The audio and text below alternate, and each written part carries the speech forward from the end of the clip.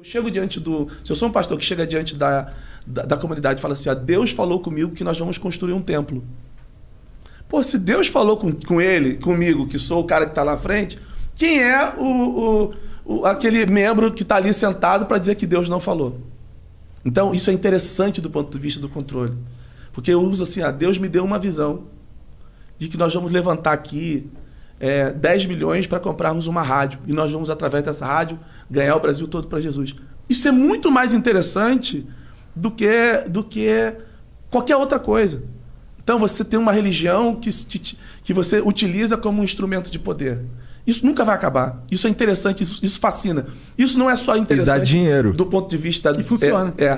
E funciona. Isso não é interessante apenas do ponto de vista de quem está controlando. Mas os controlados gostam de saber que Deus falou com o homem de Deus. Uhum. Deus falou comigo que ele vai nos dar uma rede de TV. Deus falou comigo que tem uma pessoa aqui que vai dar 10 mil reais de dízimo e ela vai receber 2 milhões. Melhor que Mega Sena, né? Melhor que muita coisa. Puta merda. Então, aí, esse tipo Qual que é essa igreja aí que eu vou lá? Tem vários endereços aqui em São Paulo, inclusive.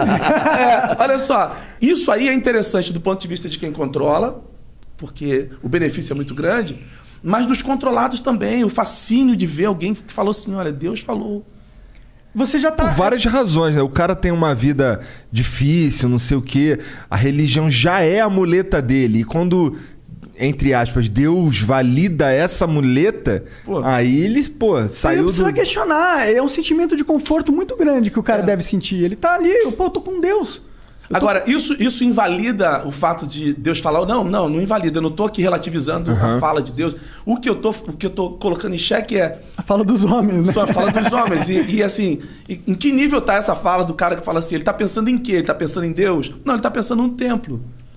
Ele está dizendo o seguinte, que Deus precisa de um templo. E é um texto lá que fala assim, que Deus não habita em templos feitos por mãos humanas.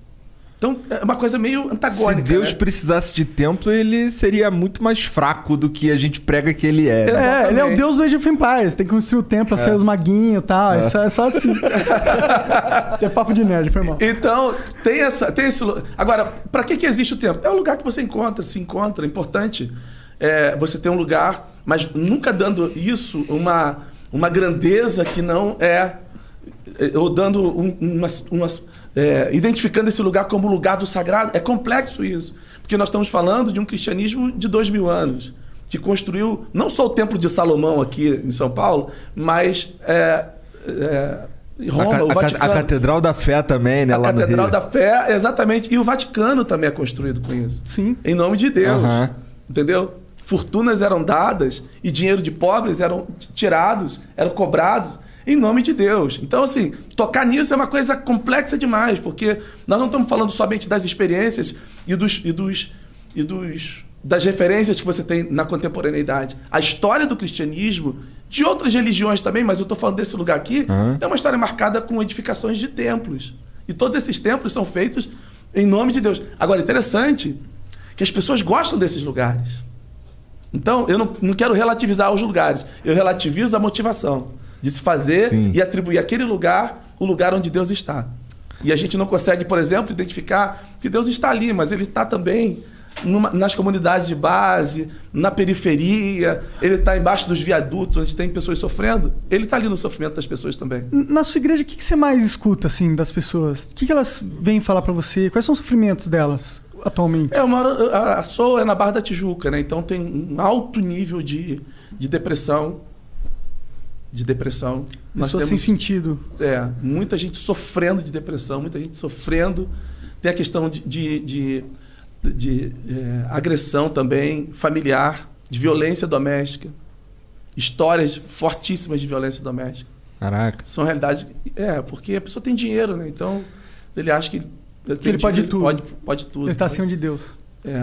Maria da Penha reina ali, naquela Barra da Tijuca, entendeu? Ou devia reinar, né? Devia reinar, mas reina. Cara, me fala aí, tu